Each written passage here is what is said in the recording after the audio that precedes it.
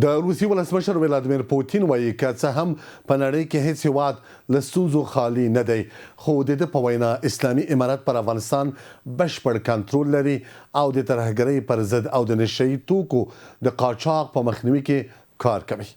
پوتین دا څرګندونه د هند له انډیا ټوډي ټلویزیون سره په ځانګړې مرکه کې وکړې. نوموړي د افغانستان د بشري حقوقو د وضعیت په اړه د یوې پوښتنې په ځواب کې وویل چې د یو هیواد پر حالاتو د اغیزو لپاره تر ټولو غوره لار د هغه هیواد له مشرانو سره د اړیکو جوړول دي.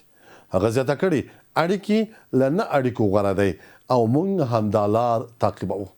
د روسیې ولسمشر خبرې په داسې حال کې کېږي چې نوموړي تېره ورځ په یو رسمي سفر د هند پلازمینې نوي ډیلي ته رسېدلی او تمه کېږي د سفر پر مهال به د دواړو هیوادونو پر اړیکو، سیمه ییزو امنیتي موضوعاتو او اقتصادي همکاریو هم بحث وشي.